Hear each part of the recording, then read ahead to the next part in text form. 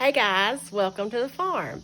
I want to thank you all so much for joining me today, and because I have quite a few new subscribers, I wanted to give a quick introduction to my channel and to myself. Here on my channel, I like to go thrift store shopping, estate sale. I find vintage finds and upcycled items that I can upcycle. I also have a booth in a local store where I sell my vintage finds and upcycled items. So here on my channel, you'll see a lot of shopping and upcycling of the items. To introduce myself, my name is Susie, and my husband and I live here on a 160-acre farm with our 10-year-old son. We also have two grown daughters that have babies of their own and a daughter in college. About a year ago, we remodeled his grandparents' old farmhouse, and we live here in it. So you might also find a few things that we're still working on around here because it is never ending. About myself, I have a full-time career. I am a independent insurance agent. By day, I am gone from the house here Monday through Friday, 7 a.m. to about 5:30 p.m. On the side, my moonlighting career is my booth and this YouTube channel, and this is what I love. I work really hard at what I do, but I love it. My husband is a professional firefighter. He is the captain of the fire department, and he also moonlights because every fireman does. He works in heating and air on the side. So, to say the least, we are two very hardworking people. We love life, we love each other, and we love our life here on the farm. So I just want to introduce us, and I appreciate you guys so much watching and subscribing. Now, on to today's video. Today's video is going to be a thrift flip video where I take items that I have found or thrifted and I upcycle them to sell in my booth here locally. So let's go ahead and get started.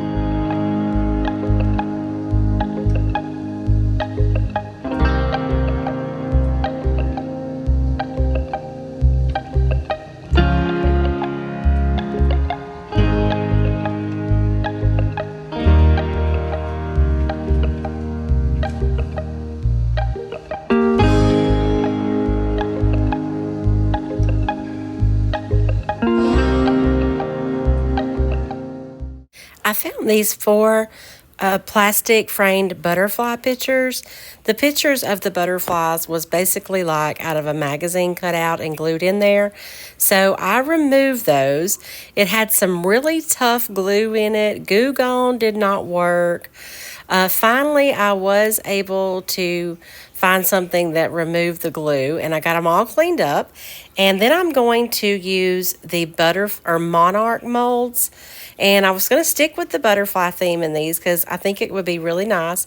So I just did 4 of the medium butterflies using the air dry clay.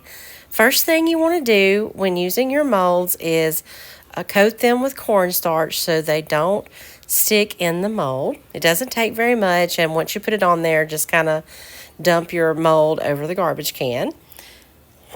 And then you just take a little bit of the mold and work it in there, and these molds have this micro rim that make them very easy to go around the edges and clean them up. What you really want to do is get the back of it flat and smooth so it lays down on whatever surface you're going to be putting it on.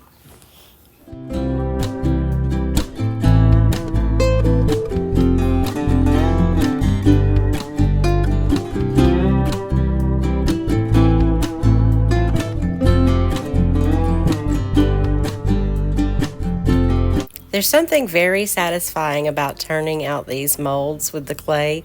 All that detail always just amazes me. So I did all 4 of them, and then I am going to use Gorilla Glue to glue them onto the plastic frames.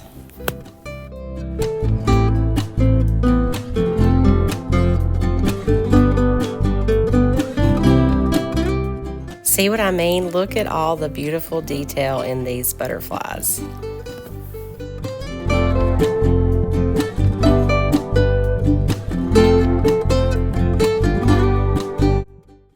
I just put the Gorilla Glue on the back of the mold and lightly move it around with my fingertip and then just lay it on the project. Immediately when I laid this one down, I was like, oh, I got to make sure this is turned the right way for the hanging mechanism on this. And of course I had it wrong, so I had to flip it around.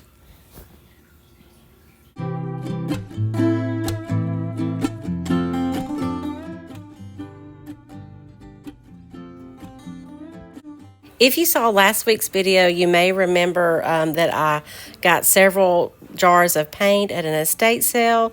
This is the blue that was such a bohemian looking blue color. It is a latex and it's a semi-gloss paint, but I'm probably going to put wax over this anyway. So I coated all 4 of the frames in 2 coats of this beautiful blue color.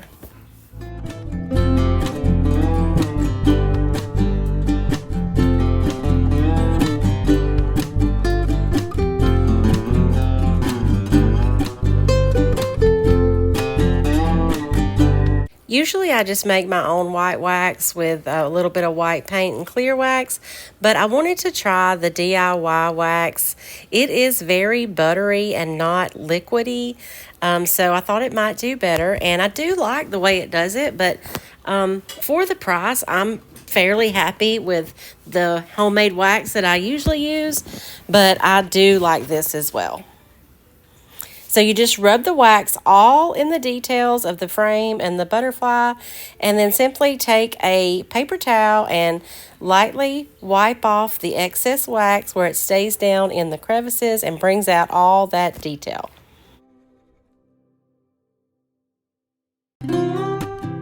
These turned out so interesting and such a refreshing pop of color in my booth.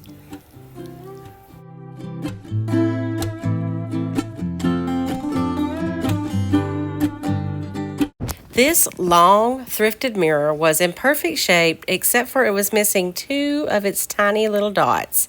Knowing that I was going to paint it anyway, there was an easy fix to that. I just took my hot glue gun and dotted a couple of dots, let them dry before painting over it.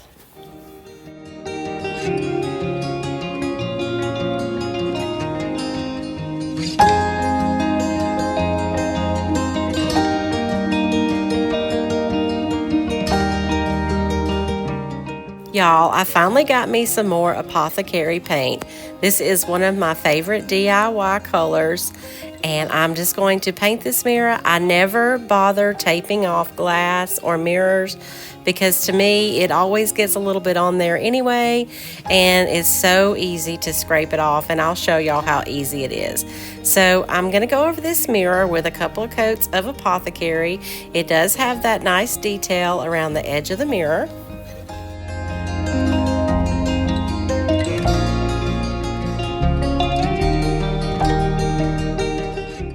Once the paint is dry, I'm going to use the DIY white wax again and just go over all that detail, including the dots, and then wipe it back with a paper towel. And I just love the way white wax looks over Apothecary.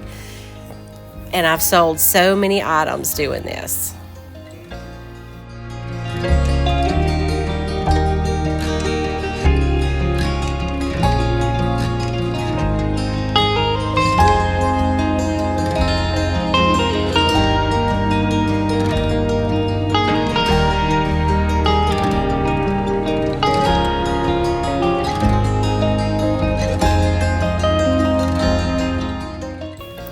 So after the paint and the wax have dried, I'm going to scrape the paint off the mirror, and this is how easy it is.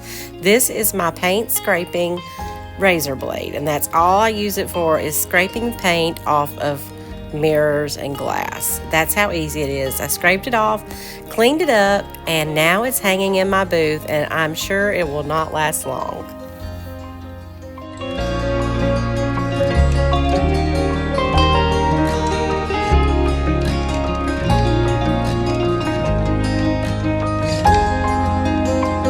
This is another mirror I found. It's square. I really like the shape of it. and it's never been hung. Apparently the hanging mechanism is still taped on the back. And y'all, I finally got some of the Monet's Garden, and I love this color. Green is my favorite color, and this green just makes me so happy. It goes on dark. It does dry a good bit lighter, but I love this color, and I'm trying to bring more color into my booth, especially for the summer months and leading up to the fall transition. So it only took a couple of coats, and it goes on so nice on this frame.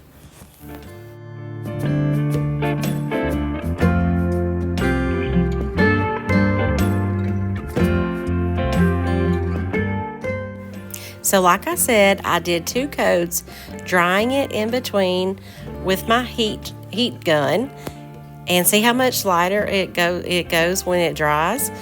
Once the 2 coats had dried, I'm going to show y'all again how easy it is to scrape paint off of glass. It is so easy and actually pretty satisfying.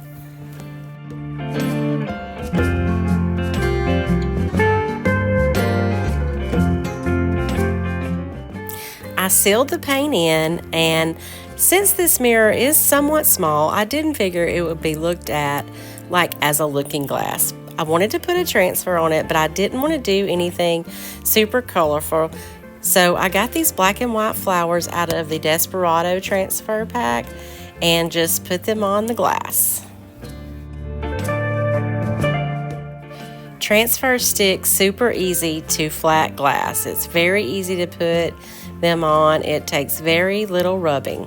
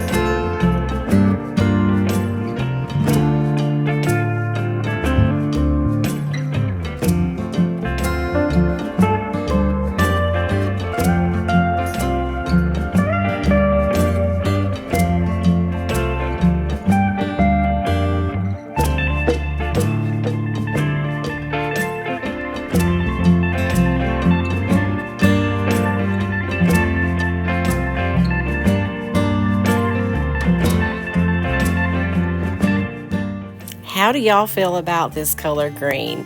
Like I said, green is my favorite, and this color is so pretty.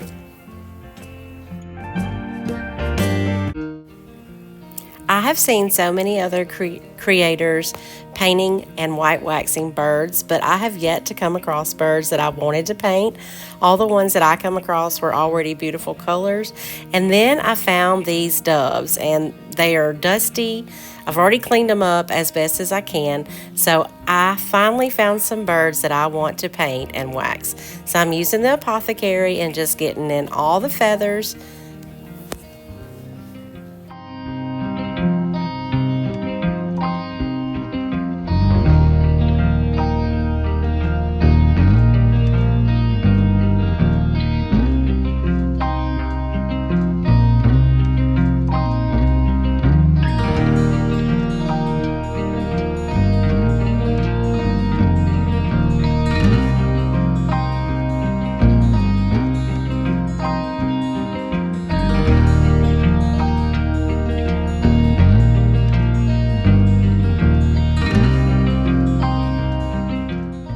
Once I got them all painted, I am using the DIY white wax again to go over all these feather details. It did go on really great, but I did notice when I rubbed off a little bit with the paper towel, it did wipe off some of the paint, which has yet to happen with this DIY white wax, but I'm sure it's just what the birds were made out of, and I actually think it looks pretty good this way.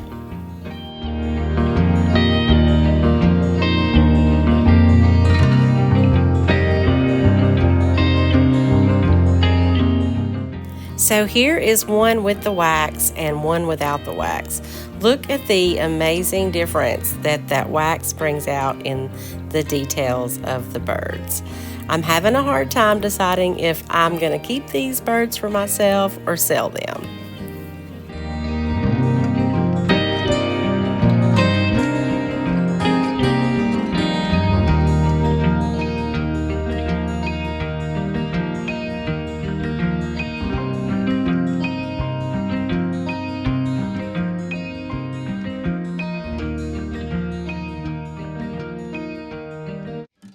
For my next project, or projects, it's several, I found this framed picture of this hound and it had some beautiful colors in it.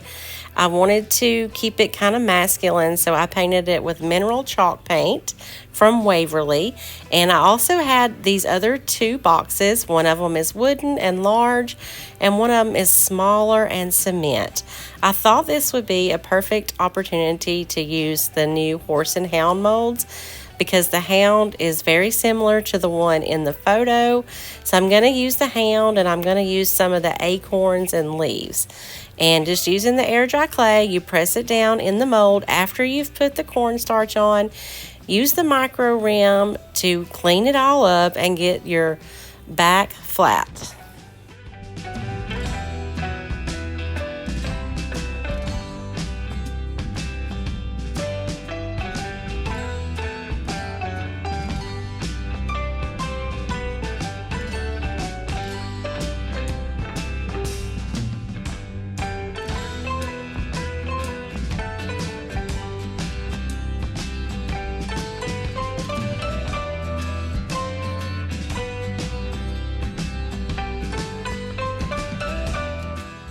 I was very nervous about turning him out because sometimes legs and tails and all can be a little bit tricky, but he made it okay.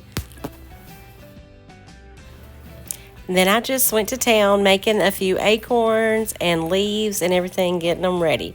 I let them dry just a little bit before I handled him to put some glue on him, and so he made it just fine through the gluing process as well. I just put a little on the back of him, and then I rub it all along his legs and tail and get it all spread out, and then try my best to center him on the wooden box.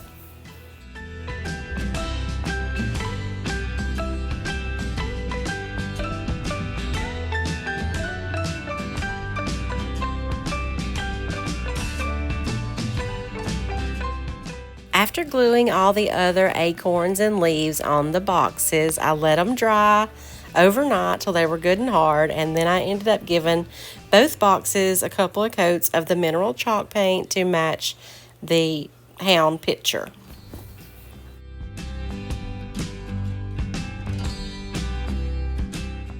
And then you guessed it, I'm going to go over all the details of these molds with the white wax. I just can't help myself, and especially with this gray color, it makes all of it look like a cement. And I just love how it stays in all these details and brings out all the details of these molds.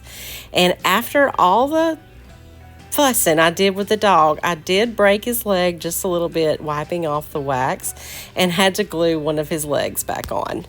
But you can't tell it after I glued it on. It was just a bit of a pain.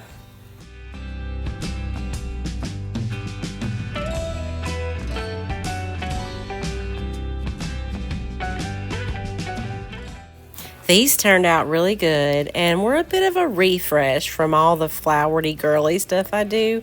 It's nice to do something a little masculine every now and then. Men like to have nice looking things too.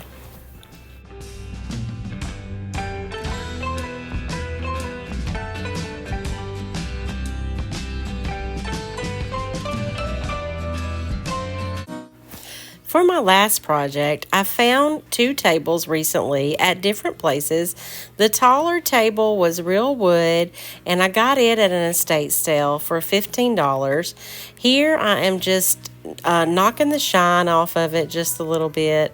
Like I said, both of these tables are in really good condition. They are not a matching set, but I decided that I would paint them to look like a matching set. That way, if someone needed both of them, they could buy both, or one would go on its own as well. So I just sanded them up a bit and then cleaned them up really well using the crud cutter. I forgot to mention that I got the coffee table, the longer table, at a yard sale for $5. I'm going to be using Apothecary on both of these tables. It covers really well. It's easy to work with, and I absolutely love this color, and everything that I paint with this sells really quickly.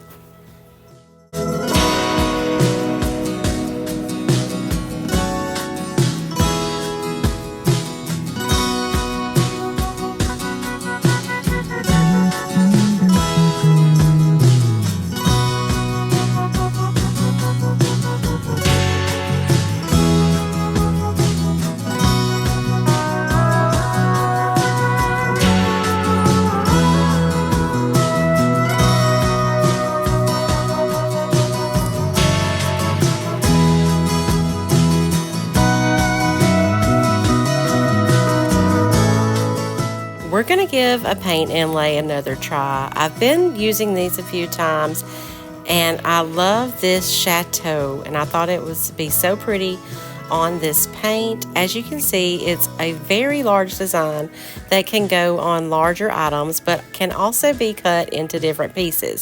So I kind of had to maneuver this one a little bit to get things to work for both of these tables.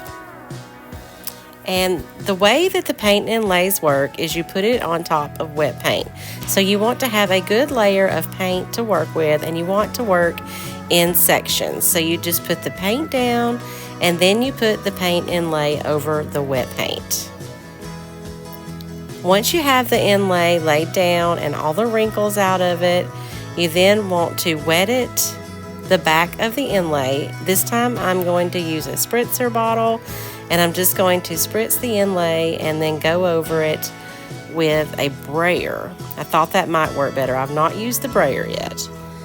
So I'm going to work in sections here, but doing that side all at once, I decided to do it that way and then wet all of that side and then move to the other side.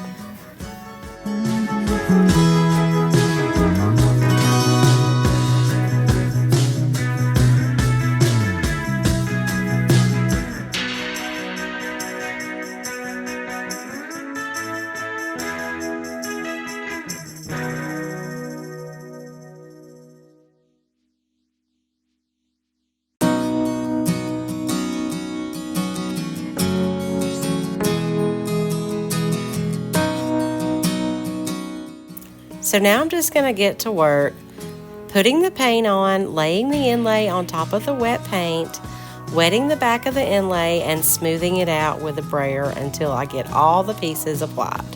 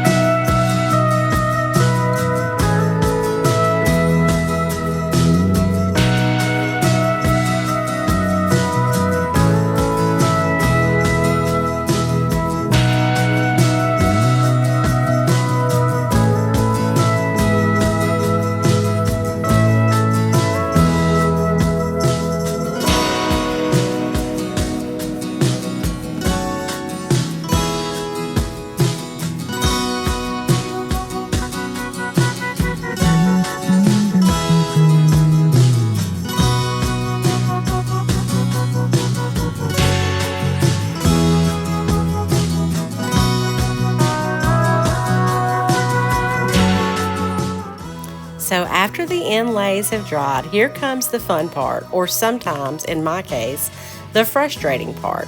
To remove them, you simply wet the paper again and slowly remove the inlay backing, and it transfers the beautiful image onto your paint. Although sometimes, and I cannot figure out why, even though I did the same exact thing for every bit of it, sometimes just random spots just do not transfer for me. I don't know what I'm doing wrong or if that's the beauty of it. See here, look at that big spot that just did not go on. However, it's okay. Perfection is not everything when it comes to the DIY world, and it still looks really beautiful, and I intend to distress these anyway.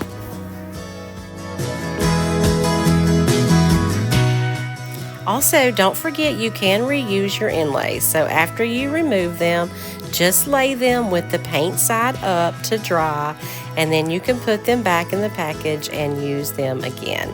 This table transferred really good. The only issue is after you let it dry, you could still kind of see the edging. So whenever I distressed them, I just went around the edging where it evened that out more. After the paint had dried from where I removed the inlays, I went over both tables heavily and distressed them, and then sealed them up with an extra coat on the top of the tables, and I think they turned out really beautiful. I know they're going to sell fast, but I kind of hope they stay in my booth a little while. I'm actually having some trouble keeping stuff in here because everything I do sells really quick, which is a good problem to have, but not when you have a full-time job and are doing the very best you can to keep it full.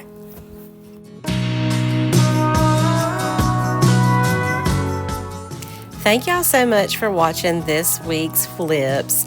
I hope that you have enjoyed it. Don't forget to subscribe and come back next Wednesday to see what I'll be working on next.